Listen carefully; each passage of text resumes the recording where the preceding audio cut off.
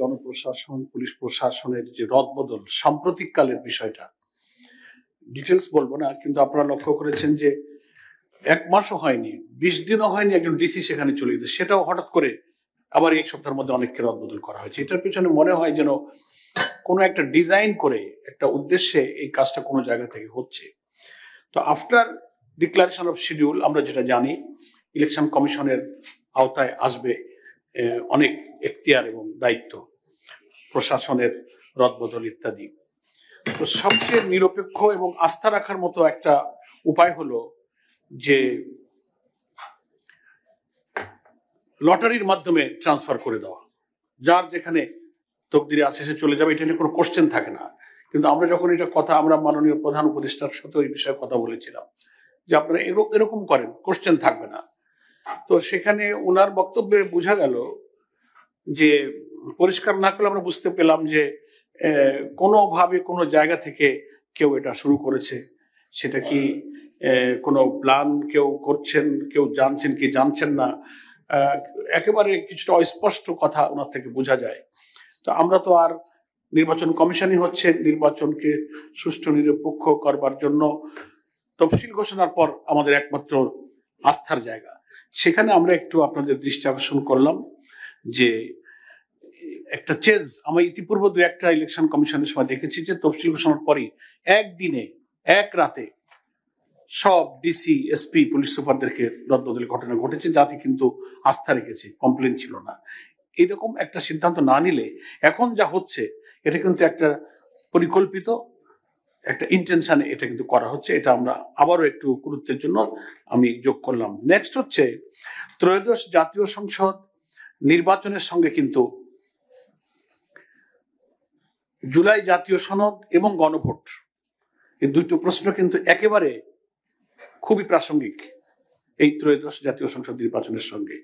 কিন্তু আপনাদের এই আচরণ বিধিতে ইভেন গতকালকে আপনারা প্রবাসীদের ভোটের ব্যাপারে যে প্রেজেন্টেশন করলেন এটা পরিষ্কার হয়নি। সেটা হচ্ছে যে একই দিনে গণভোট আর জাতীয় নির্বাচনের ঘোষণা প্রধান উপদেষ্টার ভাষণে এসেছে, গেজেটও সেটা এসছে। যদি আমরা দল হিসেবে জামাত ইসলামী সহ কেউ আমরা আগের কিছু যুক্তির কারণে বলেছিলাম যে আমরা গণভোটটা আগে হওয়া উচিত, জুলাই সনদে কি কি সংস্কার হতে যাচ্ছে, কোনটায় ভোটাররা হা বলবে না বলবে, সে যদি আগে থেকে তার মাইন্ডসেট করতে না পারে, বুঝতে না পারে বিদ্যমান রাষ্ট্র কাঠামোর কি কি পরিবর্তন হলো, কোনটায় আমি হা বলবো, সে যদি বুঝতে না পারে তো হা কি বলবে না কি বলবে, তো একই দিনে 2টা ভোট হলে সে তো বুঝতে পারবে না।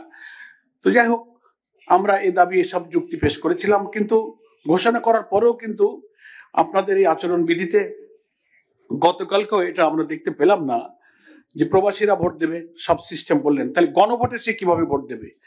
গণভোটের ব্যাপারে প্রবাসীদের ভোটের তাদের তো ব্যালট আলাদা, সিস্টেম আলাদা, একই সিস্টেমে কিভাবে তারা ঢুকবে? তারপর হচ্ছে যে জুলাই সনদের যে সাবজেক্টগুলো ন্যাশনাল কনসেনসাস কমিশনে একমত হয়ে যেটা ভোটে যাচ্ছে, এটাকে তো জাতিকে জানানোর জন্য পাবলিক করতে হবে। এটাকে ইলেকশন কমিশন তার ওয়েবসাইটে দেবেন, প্রচারপত্র পুস্তিকা পাবলিকেশন পাবলিসিটি করবেন, সে সম্পর্কে কিন্তু কিছু আসেনি।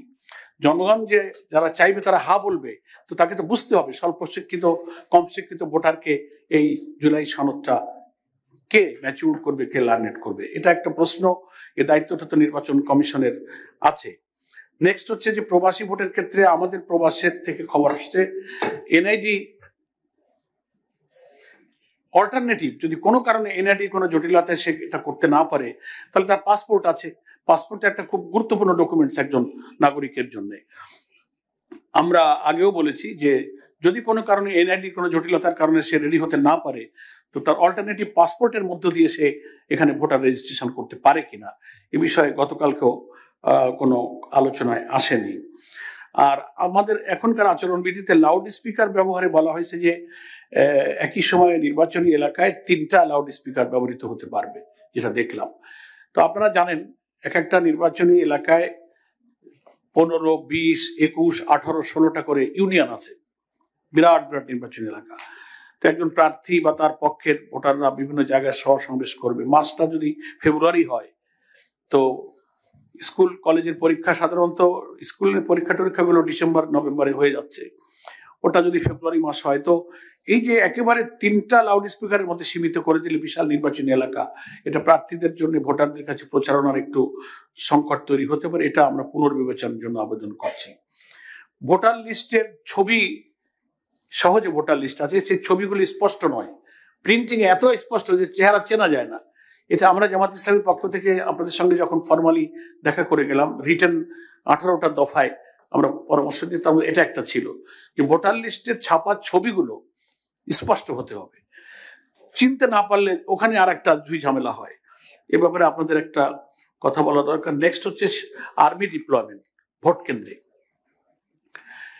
আমরা শুনতে পাচ্ছি এবং সিদ্ধান্ত, কিন্তু প্রতি ভোট কেন্দ্রে সেনা মোতায়েন, নির্বাচনকে নিরপেক্ষ করার জন্য সন্ত্রাসী যারা ভোট ডাকাত, যারা বাধা সৃষ্টি করে, নাশকতা করে, তাদেরকে একটু চাপে রাখতে গেলে, ভোটারদেরকে সাহসী করতে গেলে যে না কোনো সমস্যা নেই, ভোট দিতে পারবা, তুমি ভোট কেন্দ্রে যাও। সেনাবাহিনীর ভোট কেন্দ্রে আছে এই মেসেজটাই তার জন্য যথেষ্ট। কিন্তু সেই সংখ্যাটা অন্তত একটা ভোট কেন্দ্রে, যদিও ভোট কেন্দ্রের সংখ্যা অনেক, আমাদের দেশের সেনা সদস্যের সংখ্যার তুলনায় খুব বেশি না, অন্তত 3-4 জন বা 5 জন, একজন সেনা সদস্য একটা ভোট কেন্দ্রে দিলে এটা খুব একটা বেশি পরিবেশের জন্য গুরুত্বপূর্ণ হয় না। সংখ্যাটা একটু বৃদ্ধি করে অন্তত 5 জন সেনা সদস্য একটা ভোট কেন্দ্রে। স্ট্যাকিং ফোর্স তো থাকেই। এ ব্যাপারে আপনাদের কোনো সুনির্দিষ্ট পরিকল্পনা, সেনাবাহিনীর সাথে আলোচনা নিশ্চয়ই হয়েছে বা হবে, যদি কিছু আমাদের জানবার মতো থাকে আপনারা এটা একটু জানাবেন। আর অঙ্গীকারনামার প্রশ্নে একটা হচ্ছে দলের অঙ্গীকারনামা, আর একটা হচ্ছে প্রার্থীর অঙ্গীকারনামা, তফসিলে যেটা দেখলাম। তো দলের অঙ্গীকারনামাটা তো দল দিবে, দলের পার্টি চিফ বা পার্টির পক্ষ থেকে সমমর্যাদার, সেটা ইলেকশন কমিশনে দিবে।